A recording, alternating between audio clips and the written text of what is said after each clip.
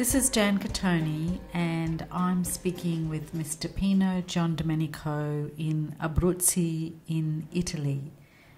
Pino is the president of the Australian Italian Festival Committee and also the former mayor of Ingham, which is the home of the festival.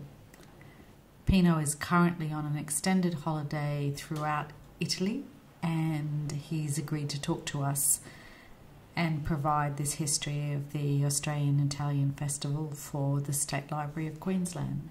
My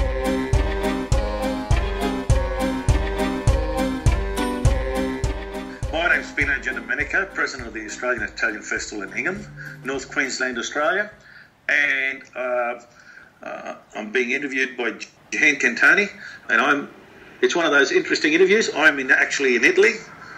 Hang on. Another truckload of olives going past. I'm standing on the balcony trying to pick up satellites or whatever, how these things work. So just got to apologise for the manner in which the audio will come out in this interview, because I'm in the Adriatic side of Italy, and obviously Jan's in Ingham, so it's a long connection. And there will be interruptions through it, so I apologise for that, and I apologise for not being able to give you a clear and concise presentation to you, Jan, and to the listeners. On top of that, Jan Cattoni is in Ingham, but there's a thunderstorm and there's a lot of rain happening at the same time, so not only have you got to deal with the technological faults with this interview, but the weather faults also. So so thanks very much for your patience. Tell us where you are at the moment. I'm in a little town called Villamania, just outside of Villamania, and that's near Chieti in Abruzzi. It's on the east coast, on the Adriatic side of Italy. And when you look out the window at the moment, what do you see?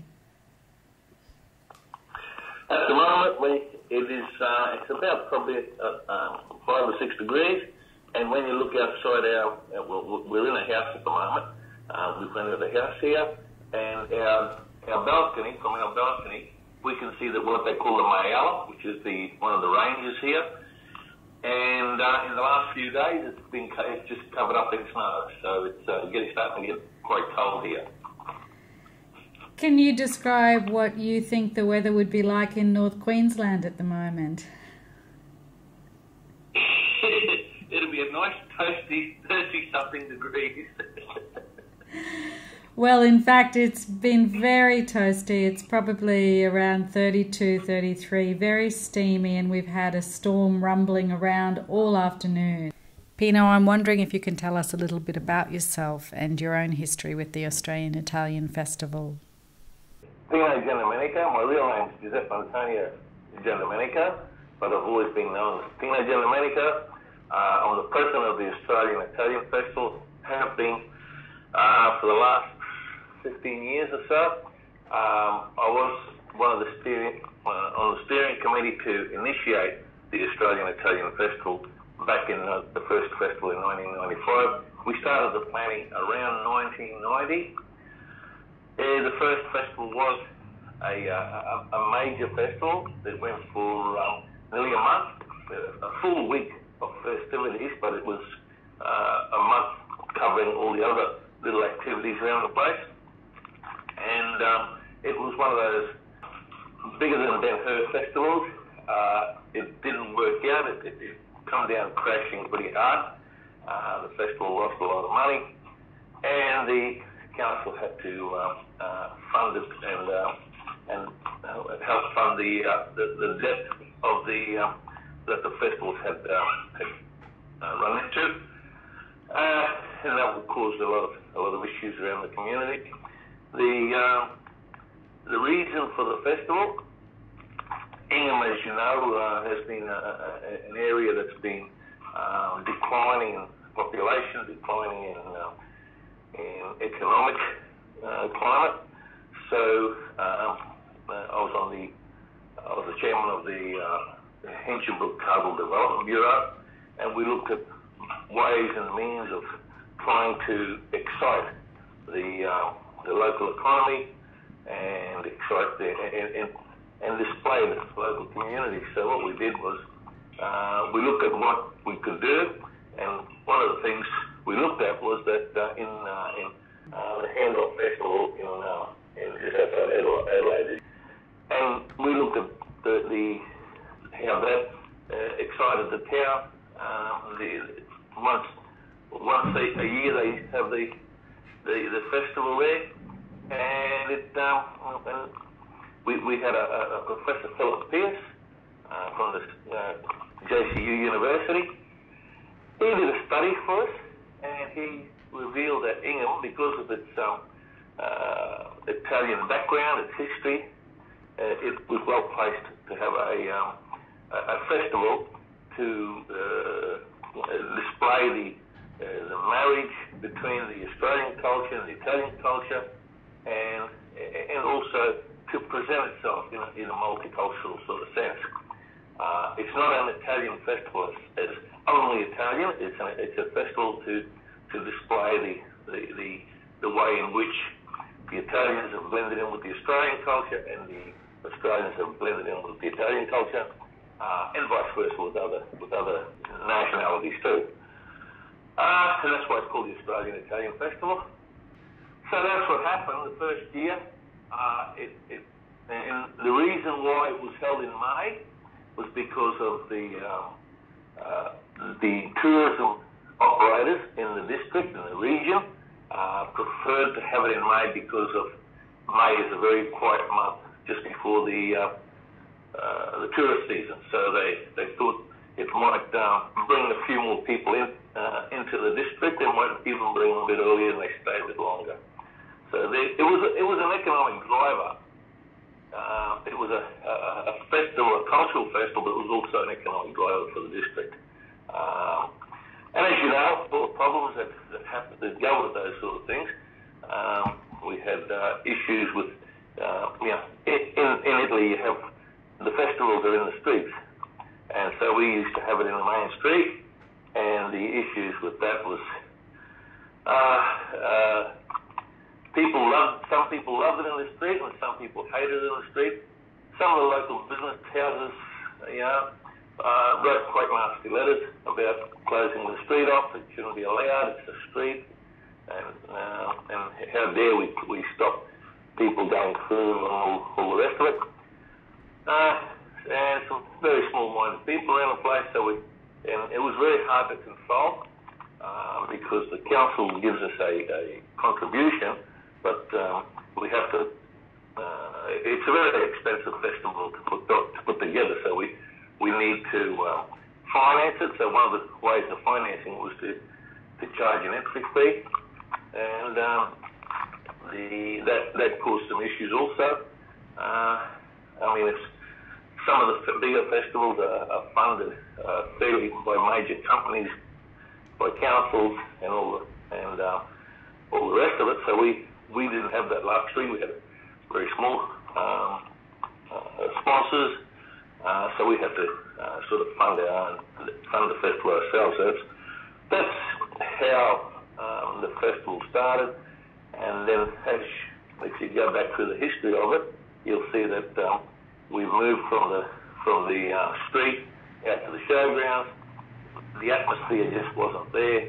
So then we created a street atmosphere at Taito, in McElroy Street, and that seems to be a success. It seems to work well, and people can venture into the streets and into the main street, and it sort of it makes everybody reasonably happy. For people who've never been there, can you describe what Taito is like? Taito is it was designed like Riverway in Townsville, a bit like the Strait in Townsville, those sort of things. It was based on that sort of theory, and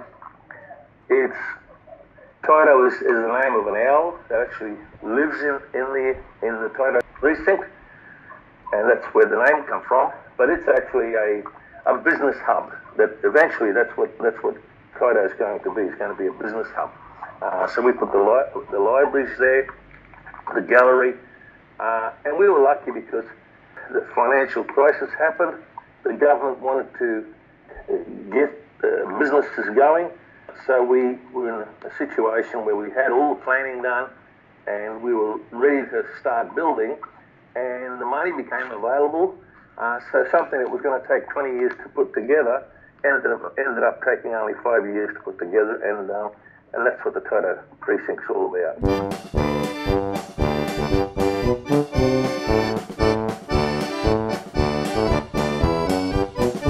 What, in your opinion, are the main differences between holding the festival in the main street versus Taito? What we do is we recreate the main street atmosphere in the Taito, on the McElroy Street on the Taito Precinct there. And as you know, that the whole Taito area lends itself to the festivities of the Italian Festival. You're sitting in Italy now. How is Italian culture in North Queensland different to Italian culture? Well, I'll tell you that it is two things.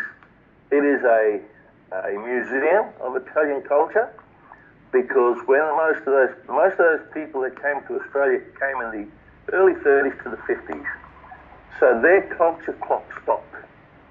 So they've still got the culture from 30s to 50s, the Italian culture from that era. So that's a living museum, you can say. And that's something that amazes the Italians that come to Australia. The other thing is that especially the people that came to Australia in the 30s or earlier, the things that were new to Australia and weren't in Italy at the same time. They weren't in Italy when they came to Australia. They adopted the English words and Italianized the English words. So one of the things is, in Australia they call your yard for your yard, your backyard. They call it a yard. Well, there was no such thing as a yard. If there was 2 square feet of ground, they planted vegetables in it. So there's no such thing as a yard for your house. So when the Italians in Australia, they started calling, instead of calling the Australians calling them a yard, so they Italianized it by saying yardo. So a yard. So the yard was there, you know. So, and they did that with a lot of things, with cars. A lot of Italian words are sheds, like gold barns over here, not sheds. So, you know, and all these words, when I came over here 5 years ago, I was talking to my family. They didn't have a clue what I was talking about, because I'm using all these Australian Italianized words. So I had to quickly learn what the proper Italian words were for those sort of items. The Italian language in Australia is different to the Italian language that's developed in Australia. Is different to the Italian language that's here. If you learn to speak Italian with the Italians in Australia, when you get to Italy, you'll find a bit of a problem, as I did. My parents were from Italy. I was born here. I was born in Italy, so I thought I spoke very well Italian until I got over here and realised that no, the Italian that I'm speaking is not the Italian that is not the proper Italian here. Pino, I imagine you've been attending lots of festivals while you are in Italy. Have you been getting any ideas for the festival back here in Ingham? One of the things that the festivals here have is a lot of lighting, a lot of lights. Every festival has lights, a lot of fantastic light display. We'd love to do that. It'd really give that Italian flavour, but the cost of doing that would be prohibitive. So they're the sort of things there's a lot of things that we like to do, but it's just cost prohibitive.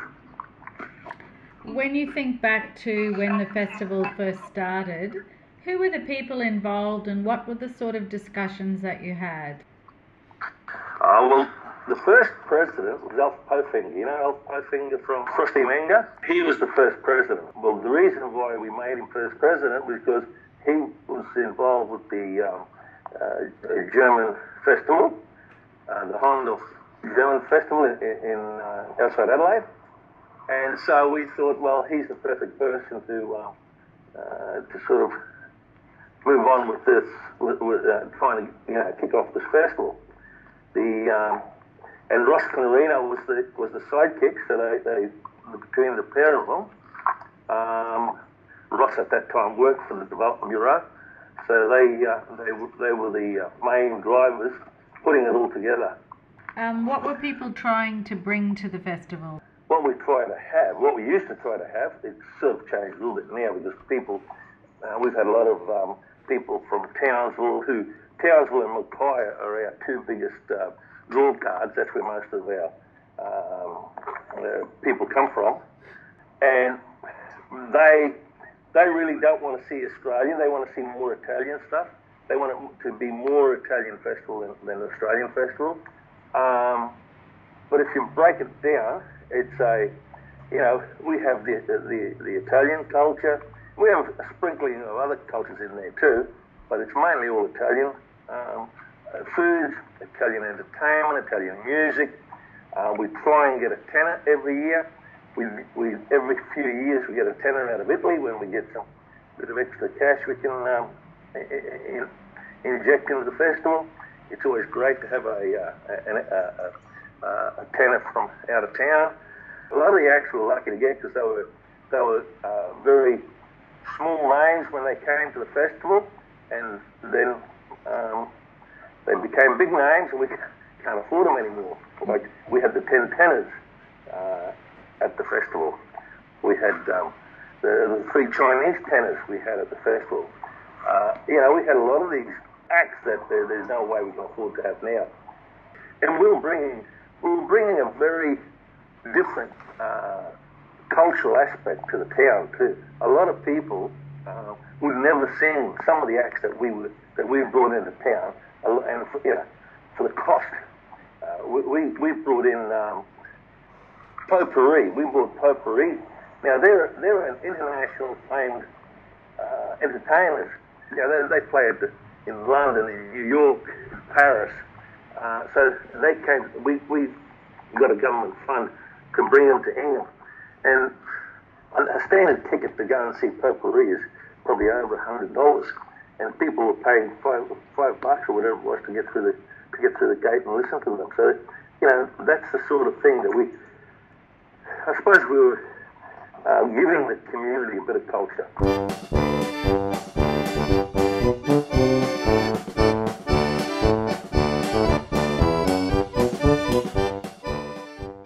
Pino, can you tell us how long the festival's been going for and what the main, punctuation marks in that history have been?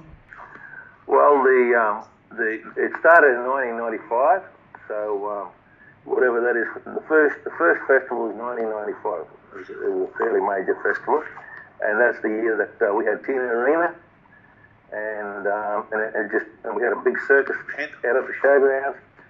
And it just rained and rained and rained, and everything sort of went pear-shaped.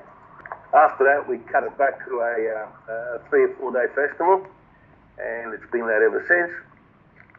And some of the changes of the festival obviously were the trying to rearrange where to have it in the street. Then we went to the showgrounds.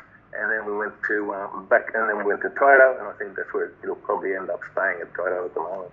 But most festivals, they die around between 5 to 10 years. They seem to die off, and this has been around now for whatever it is. So it's even the state government has recognised it as a festival of state significance because of the amount of period it's been running for. Can you talk about the change of date and why that happened? The reason of the change of date was because we had a band of volunteers, and they all aged and they were mainly senior people, and they aged to the degree that we needed more volunteers.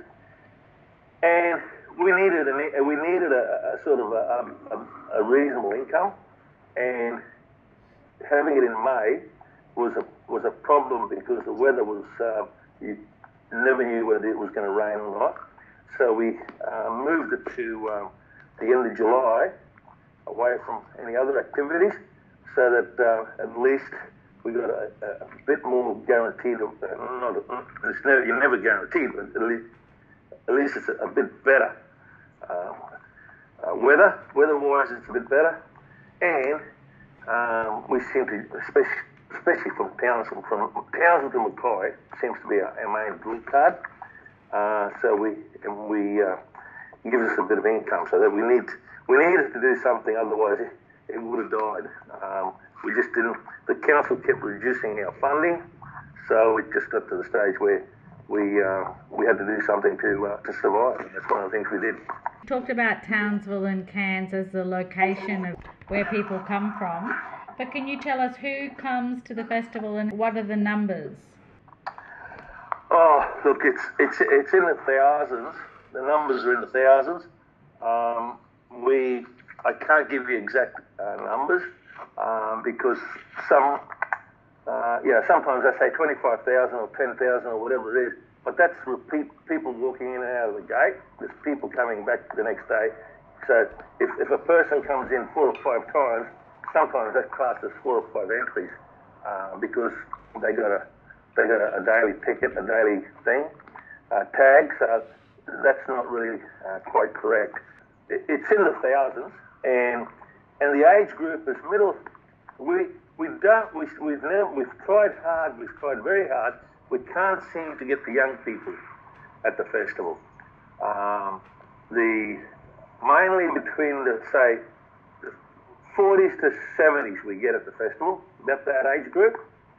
The young people are very few and far between, and to the point where a couple of years now we've had busloads of backpackers, Italian backpackers, come to the festival, and they are amazed that the young people don't attend, because in Italy everybody goes to the festivals, and here in summer every town has at least 2 or 3 festivals during the summer period. So it's just a party every night. It doesn't matter whether it's Monday, Tuesday, Wednesday, whatever day it is, there's a party happening somewhere in summer in the region where I am here. And the young people, from children to adolescents to adults to aged people, they're all there, they're all singing and carrying on and dancing, and it's just one of those things that happen, but we don't know what to do to crack it in North Queensland, I'm afraid. One of the things I noticed a couple of years ago, which I was very happy about, was I noticed that there are some Torres Strait Island dancers from Aboriginal College. One of the things we tried to involve was the Aboriginal community. At this point in time now, they're putting on a bit of a display at Mangala, so that during the festival you can jump on a bus and go out there and they put on a bit of a show. So we've had the Filipinos involved with the festival, a couple of Spanish. We've had Spanish in there.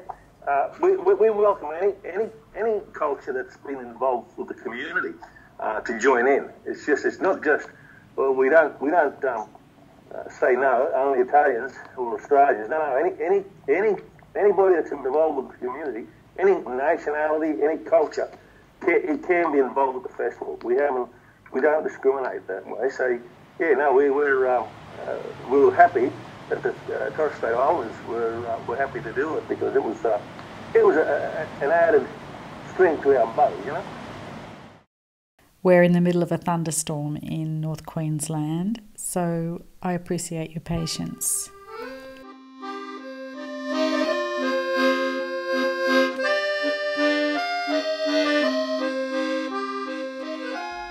What's the name of the place that you're in? It's Villamagna, Villamagna. Can you describe some of the food you've been eating at Villamagna? No food here travels more than 15 kilometres. Everything is grown around the towns. And that's why it tastes so good, because they pick them ripe off the tree. A lemon is ripe when they pick it. They're not picked green and then ripened. My auntie, if she doesn't grow it, she doesn't eat it. Yeah. She doesn't go to the supermarket to buy fruit and vegetables. If it's in the garden, she'll eat it. If it's not in the garden, don't worry about it. And she'll have frozen beans and frozen this and frozen that. She's got about 3 deep freezers, and she's got enough food in those deep freezers to last about 12 months, I reckon. And my old man at home is exactly the same. Yeah. He's got a big vegetable garden. That's what he does. He grows everything. And they used to make the bottles of tomato sauce. You know the bottles of tomato sauce? And I'll give you an example. My uncle, he makes bottled sauce tomato. He sells it. He sells them for €3 a bottle, which is about $4.50 a bottle for a 1 litre bottle. You can go to the supermarkets, you can buy a litre bottle of tomato sauce for 80 cents or 90 cents. But why does he sell his tomato sauce for €3 when you can buy it down at the supermarket for 80 cents, you know? It's all about taste. It's all about... I try to explain to people sometimes, like when we used to do black duck and spaghetti, why don't you just go and buy a duck? And I say, well, look, you don't understand. It's not about the duck. It's about the taste that black duck puts in the spaghetti sauce. Flavour is a big thing for the Italian cuisine, you know what I mean? Can you talk about the food you've been eating? We've been eating, mainly you have pasta twice a day. So you have pasta with sausages, pasta with chicken, pasta with rabbit, pasta with pork, then you have beans, you have all the different types of pasta. Black ink pasta from the squid, with the black ink off the squid. And that is beautiful. It's become a real delicacy worldwide now. Yeah? Once upon a time, only a few Italians used to eat it, but now it's getting very, very, fashionable to eat squid ink pasta with, and every meal you have a bit of pasta at the start, and then you have a piece of pork or a piece of chicken or a piece of whatever meat following the pasta, and of course you've got to have the obligatory couple of glasses of wine with every meal.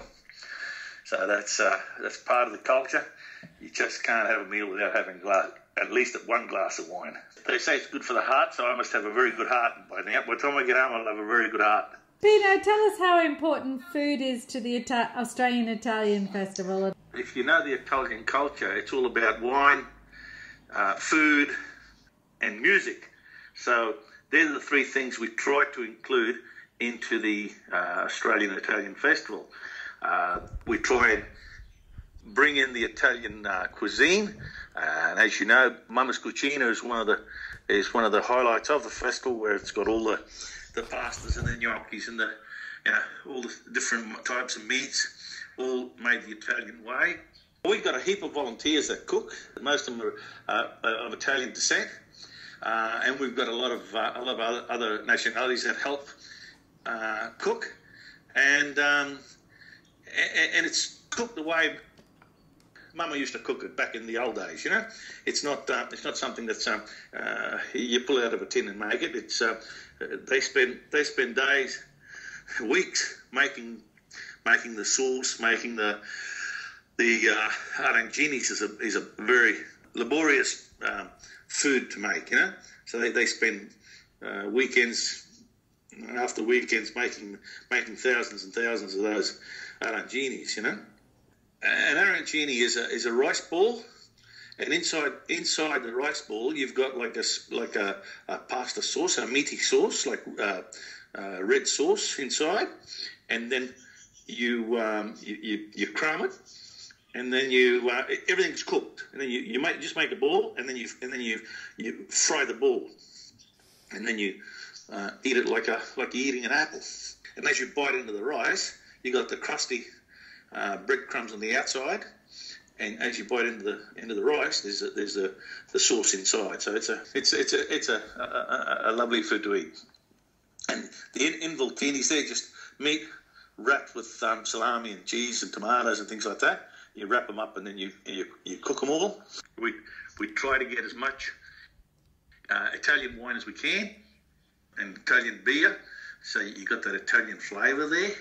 And of course we get the Italian music. We try, we try and get a lot of the Italian music happening in the street, and that's something that gives everybody, puts you in that Italian ambience. And if anybody who's been overseas, I'm hoping that they get that feeling like they are overseas, So, Pino, if I were to come to the Italian festival for the first time next year, let's just say 2014, walk me through what I could expect. There's a myriad of things you can do. Obviously, there's 2 nights before the festival, there's the fashion parade, and it's a standard fashion parade with a bit of Italian flavour in it. On Saturday morning, you go to the festival, and there's all the food stalls. We got all different types of food stalls. The Mama's Cucina obviously is the biggest, but we got other people selling their foodstuffs. We got the bar with the wine and beer and soft drink and all that, and we've got a myriad of different other little coffee shops and sweet stalls and things like that.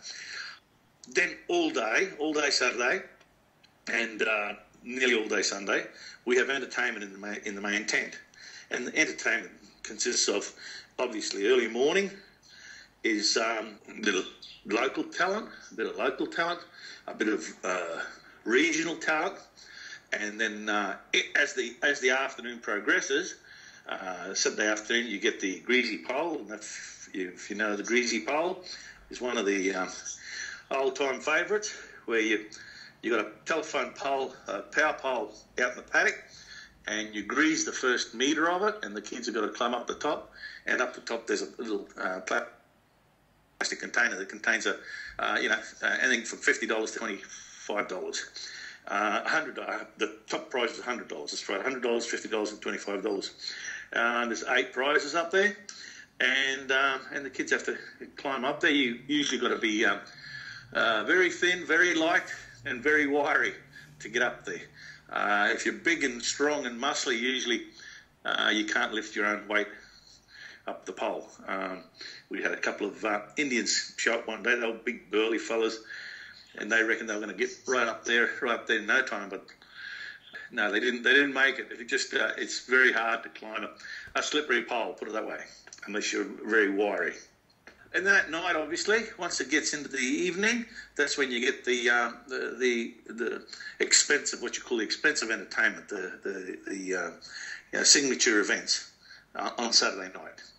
And then on Sunday, we have the same sort of thing all over again, and we have a few different things here and there. We have, things for the kids, and like I said, we got things for the kids, and the adults enjoy it. We just can't seem to get that younger set into the festival. We've tried a few different things, other than trying to get someone like Silver, or who are the in crowd now. I don't know. I was going to say Silverchair, but they're gone, they're done and dusted now, aren't they? Unless you get someone like that, it costs an absolute fortune. I don't think you get the young people there. Yeah, one of the other things is that alcohol plays a big part in anything we do in Australia. Alcohol doesn't play a big part in the Italian festivals. Everybody has a glass of wine, a beer, or whatever, but it's not just having 1 or 2 glasses of beer or 1 or 2 glasses of wine, and that's about it. You don't keep drinking all day or all night or whatever, like we do at home. That seems to be typically Australian to drink to excess.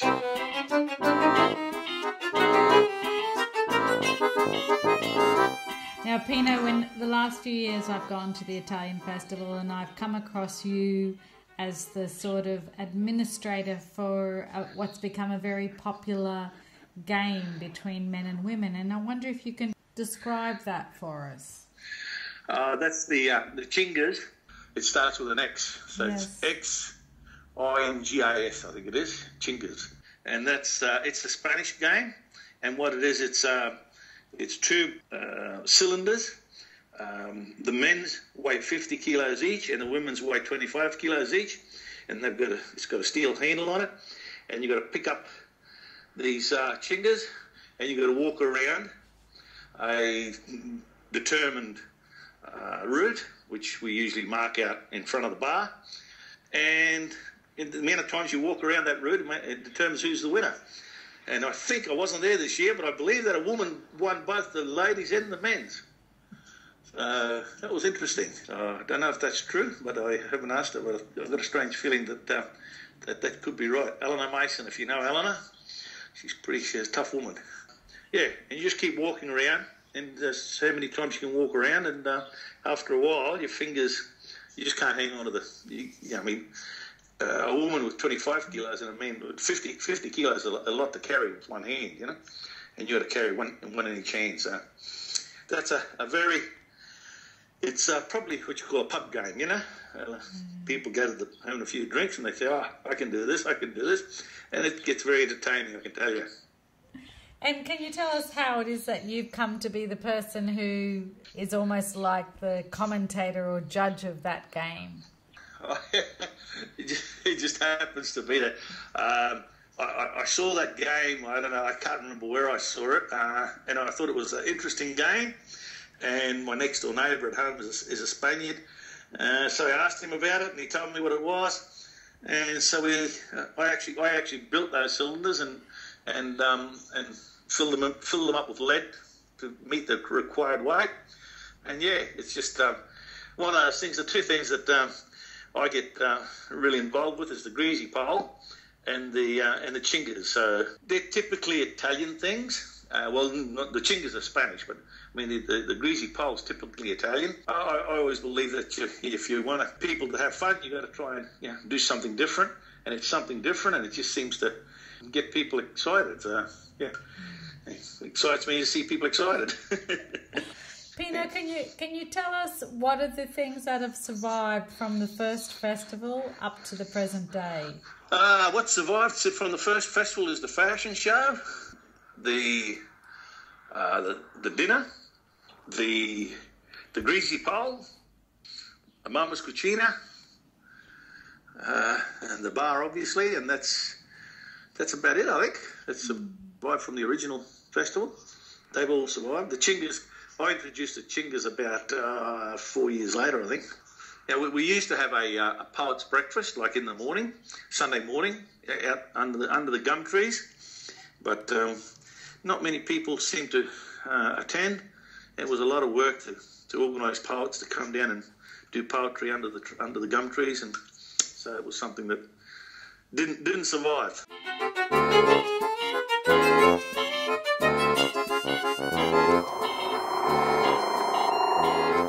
We've just heard something going past. Can you tell us what's happening there?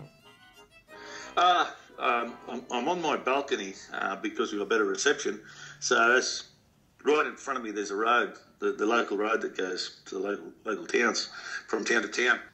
Every now and then you hear a little tractor go past, and what they do, they've got these little trailers on the back, but they're full of olives, and they take them to the olive crushing plants, and that's their olive oil for the year. Some of them have enough to sell, and some of them they just crush up enough oil for their families and friends. And it's amazing where how they crush the olives, because it's done. I was at one of my relations owns one of the olive crushing plants, and it's three big granite wheels. It goes around and around and around and crushes the olives down to a liquidy paste. And he was saying the last time they changed one of the wheels was in 1953. Wow. So wear and tear is not a big thing. And then they just squeeze the olive oil out of it. And they don't, and that's the proper olive oil. And it's that nice you can drink it, It's not the olive oil we get at home, I can tell you. And it's not the olive oil you buy in the supermarket. It's not even here. You got to. And all the locals, they crush their own oil, their olives, and some of them sell them to whoever, and others, they when they crush it, by the time they give some to their relatives and their friends and their kids that are out of town, it sort of disappears because olive oil is one of the main foods. One of the main food groups they use here. So they splash olive oil into everything they eat. So it's not something where you just you use a bottle a month. You use a bottle a week virtually here. Like a fair bit of oil. How do you think those early Italians that came out to Australia? What are your thoughts about how they adapted or what their experience of living in North Queensland was like? Well, I can tell you from first-hand experience, it was pretty tough because you got to remember the Italians that came to Australia in the early years, they came to Australia to replace the Chingas, the slaves, when slaving was outlawed. So they were virtually treated like slaves. And it was only until, I don't know if you know the history of cane cutting back in the early years. What happened was people from Brisbane, Sydney, Melbourne used to come up for the cane season, cut cane, make a lot of money, and head back to the cities. So they didn't spend much money while they were in North Queensland. And it was the Innisfail Council that was the first community to accept Italians as local citizens. And they said, hang on a minute, why are we treating Italians the way we treat them when they live here? They spend any money they make on the cutting the cane, they spend it locally. These the other people, they come up from down south and they just take the money back with them down south and spend it down south. So Chamber of Commerce, I think it was, in the council in Innisfail was the first to accept Italians as members of the community. But it was tough. It was tough for all, not only Italians, any ethnic group was tough because A, they didn't know the language, and B, it would have been an absolute culture shock because they were hard workers, and I think that's what made them survive was the way they used to put the shoulder to the grindstone and just work and work and work. Otherwise, I mean, they were all in a depressed state because of the World War. Europe was in a disaster. So they came to Australia and they worked hard, and then a lot of them succeeded. So but it was tough going. It wasn't easy going for them, I can tell you that. Italianness is very popular these days, but I guess that wasn't always the experience for early migrants. I'll tell you this much. When I was growing up, I was always proud that I was an Idlo Australian. I was always proud of that. But a lot of my friends weren't. A lot of my friends wouldn't even speak Italian. They didn't like Italian foods because it was Italian. Now, what's happened now?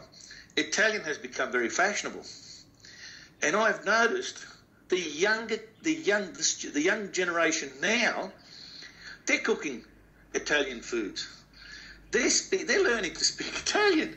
They're exactly opposite to what people my age were children, the first generation Australians from Italian families. They didn't want to be Italian. They wanted to be Australian like all the other Australian kids, They wanted to be Australian.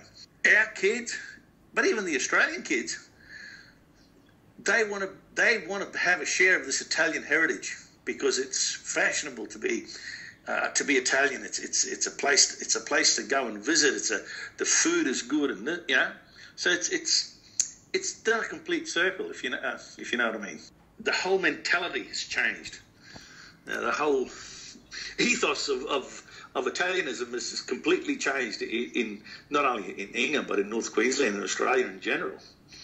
I mean, it's just one of those things that what becomes fashionable. It's a bit like the squid ink pasta.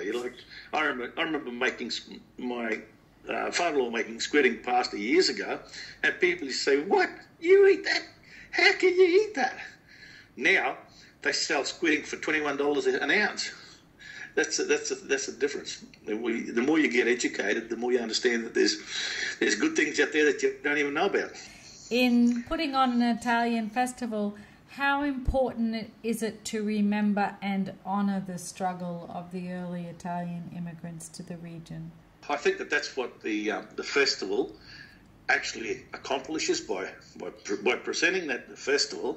It actually accomplishes the remembering of the Italian culture, and any speeches that are held, there's always mention of the people, the hard-working people who came out here and they left family, and 90% of the people that left their family never ever went back, never ever saw their family again. So it wasn't like today, just jump up on a plane and go over. It was too hard for them, and it's their hard work and their determination that's created something that we enjoy. We as the children, grandchildren are enjoying, you know.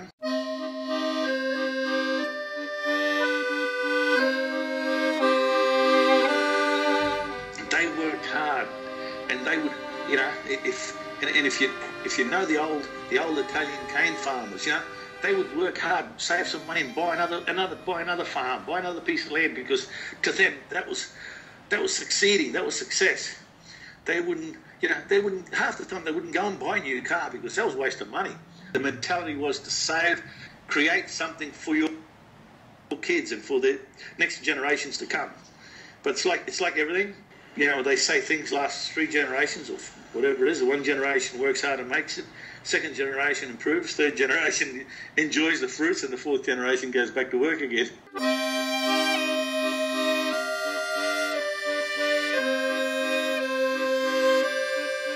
I can tell you that every time any relations used to come over from Italy, they used to bring over 2 20-litre drums of olive oil from the farm here. So, and we enjoyed that olive oil, I can tell you. It was only used for salads and for special occasions. So yeah, because we didn't get people coming over very often. So yeah. I got some olive oil here at the moment, and my uncle's crushed some up, and I got some fresh stuff, and I want to bring it home, and I'm having a hell of a time trying to find someone to freight some olive oil home for me. Everything tastes better here because everything's made. It's not made with machines, and it's made the old way, you know. You know, you were saying that, you've had a real challenge getting young people in, but it seems that food is one of the areas that lots of young people are now interested in. It makes me wonder whether ramping up the food side of the Italian festival might be a way of pulling in the younger generation. Funny you should mention that, because 2 years ago and even last year, we had a couple of the, one was the second winner, I think, from My Kitchen Rules, to come up and do some cooking shows, and they were very well attended, and by young people, by younger people.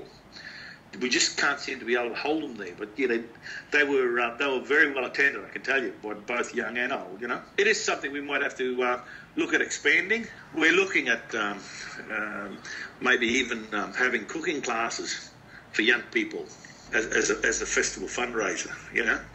So they're the sort of things that we keep looking and inventing new ways to try and make things better for the festival and generate some income for the festival too. So it's always a challenge. We've survived this long, so with diminishing funding. So it's just that the more the funding diminishes, the less good quality activities you can present.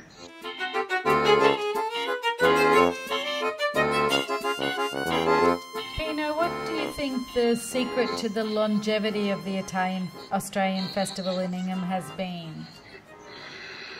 Well, I think it's been the determination of the committee. A couple of times the committee could have just walked away and said, no, this is too hard. I remember one festival, I think we started the festival with $1,200 in the bank. That's all we had. And it was a big risk by the committee of that day, and we pulled it off and made some money and paid all the bills. And so yeah, it's just otherwise we'd all been putting our hand in our pocket to try and fund it. So the committee, past and present, have been very committed to making the festival survive. And it's amazing, some people that were absolute, very negative about the festival, and now they're the biggest supporters. They actually get in there and work all weekend supporting the festival. So it's they see that it's not just a wok fest. It's not something that Pino, Nino, and Ross put together. It's something that it has got a life, and it was and when you explain to people that I've explained this a million times, but people don't want to listen a lot of times. Professor Philip Pierce from JCU Tourism did the tourism study, and that showed that Ingham was suitably placed to hold a festival with the Italian flavour. So, and that's where we went from there. That's where we went from. So Professor Pierce is still at the university. And I think it's one of his success stories, actually.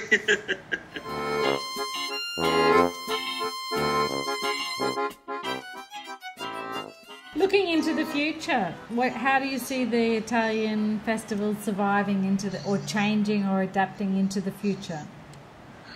I think it's a living creature. I think it's just going to evolve and keep changing. I think we found a home for it now, so I think that's at McCrossan Street, Taito. So I think that's better down now. I think that eventually we'll.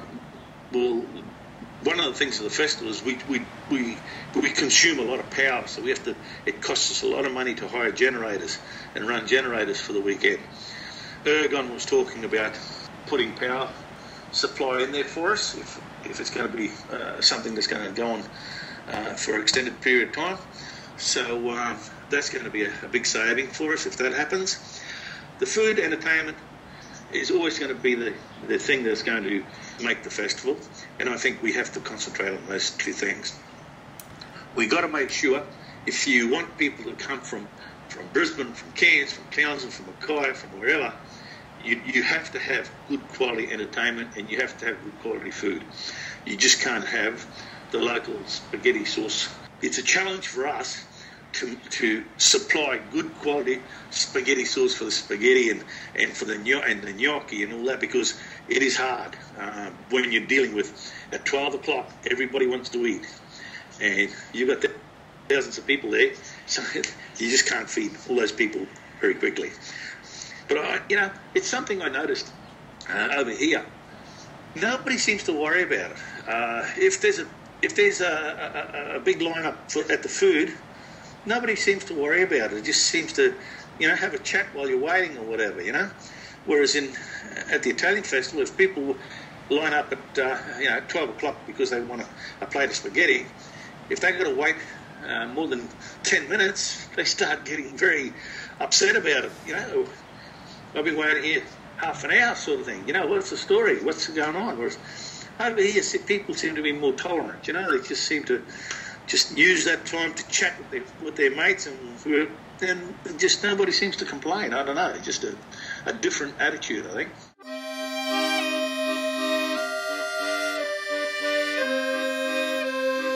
For the migrants who came out here, life was tough, but things got better in Italy, didn't they?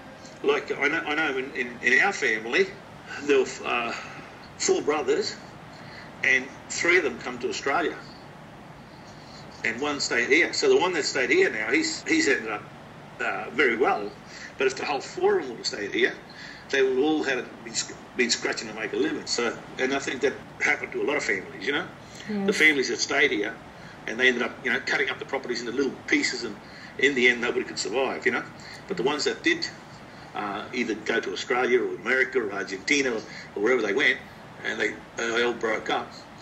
And one person was left with the property. That person survived and did well. I guess it's important to remember that the Italians who came to Australia often left very difficult circumstances. It was tough, and look, my uncle and auntie, we sit down with them, and and especially in the early years, they keep telling me how they used to get up at dark and go out and work all day and then come back and at dark and just go to bed. They were just absolutely buggered. Just go to bed and get up next morning and start all over again, you know? It was just, that was life. That's what they had to do to survive. Do you think as time goes on, one of the risks is that history will be forgotten? The living museum is going to die with the generation that's with like my father's generation, right?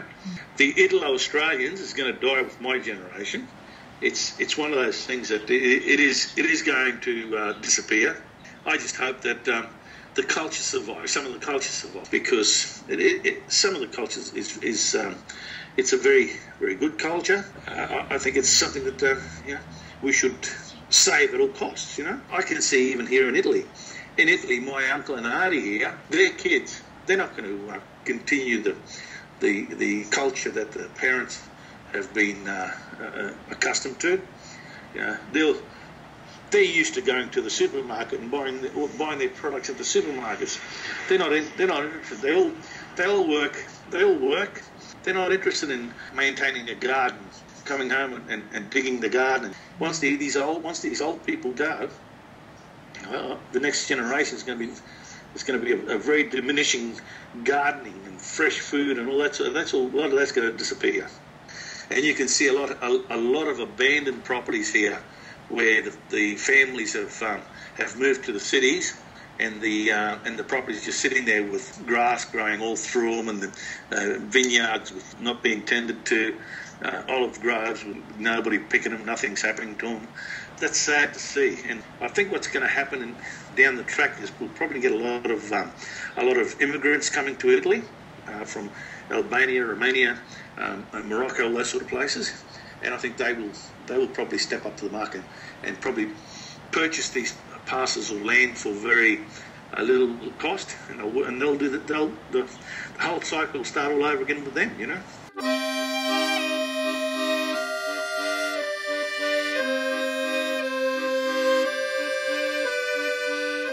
What do you think the Australian Italian Festival means in the context of being in Queensland? I think it's a showcase because it's Queensland. It's a Queensland thing. It's an Ingham thing, but it's a Queensland thing. It's a North Queensland thing. Being categorised as a festival of state significance, so I think that it's something that is of value to the community of Queensland. I think it's something that I know that the community feels like they're hitting their heads up against a brick wall from time to time, but I think it has got a value. It's got a cultural value, and I think it's something that I think it is part of Queensland. I believe that. What do you think the Australian Italian Festival has added to the town? I think it's added economic value.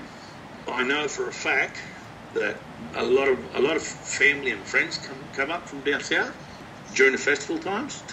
So all the family and friends go out and buy extra food and extra whatever. And the accommodation houses, they're all always booked out from year to year. So economically, it has increased the business of the local houses. Culturally, it has excited some people about their culture. It has interested other people into the Italian culture, and it has presented the life and culture of Italians in North Queensland. I think that's what the main facet of the Australian Italian Festival is, and I think you shouldn't blow your own trumpet, but I think we've succeeded.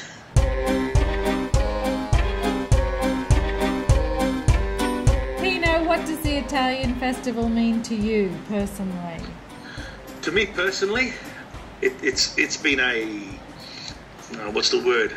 I have been pleased with the way in which we've presented the Australian Italian Festival. I'm proud of my heritage. I think and I don't mind displaying it. I don't mind telling people where I come from. I don't mind, and I think the culture is a beautiful culture, and I think we need to expose that culture, and just like I enjoy it, I think other people should enjoy it. You know, not everybody thinks the same way. So it's just one of those things for me. It's been a what's the word? It's been heartening for me to be able to share my culture with other people. And to me, when I get somebody over my place and I cook them a predominantly strange Italian dish, and they enjoy it, I enjoy them enjoying it. Do you know what I mean? So I get enjoyment out of people enjoying the activities of the festival. I get enjoyment out of that.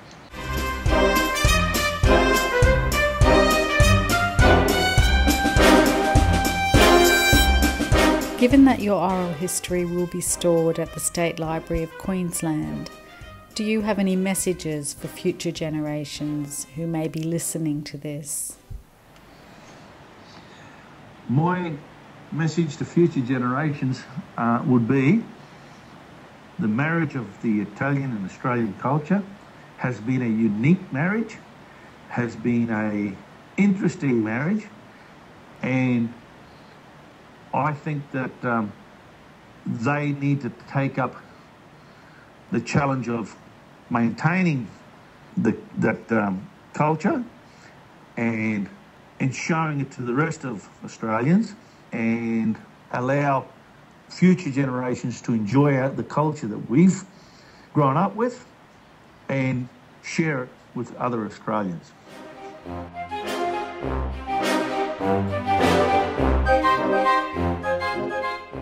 Tell us how and where you're going to spend the rest of your day today, Pino. We're going to go to my uncle's place and have lunch at his place.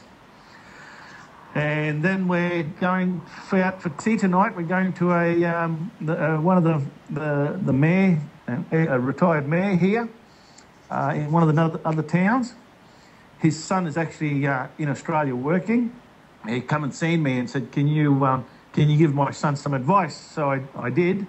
I put him in contact with a few people. So, and he's invited us over for tea tonight. So we're going over there for a typically Italian meal with typical Italian vino. I'd suggest that there will be a like an entree of, prosciutto and salami and nice homemade cheeses and things like that. And then for tea, for the what they call primo piatto, first course, there's probably some sort of either gnocchi or pasta or something like that. And all homemade, yeah. And then, and for the main course, there'll be, some sort of meat. I just love meat done in sauces. So it'll either be meat done in some sauce, some Italian sauce. Most Italian sauces contain tomatoes, of course. And then for sweets, it's usually some Italian biscuits or cassata or something like that. And then finish off with a digestive. So, and it's amazing how the Italians, they have an appetizer before, an aperitif, which is an appetizer, so it gives you the inclination to eat more. And then at the end of the meal, because you've eaten too much, you have a digestive, which is another alcoholic drink. To help you digest the food, too much food you ate. So it's a catch-22 situation, isn't it? I'd just like to thank yourself for putting this together, and I'd like to thank everybody involved, past, present and future, with the festival, and hopefully it'll continue for another 20 years or more, because it is something that's it's a cultural aspect that's hopefully we never forget.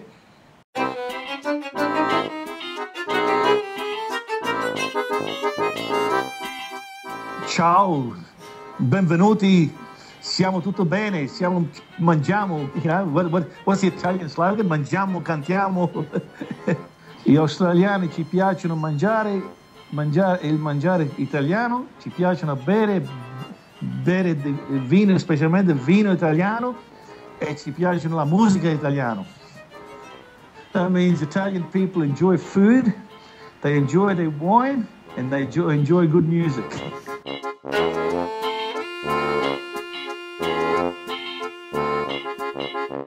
This history was recorded by Jan Cattoni at Ingham in North Queensland.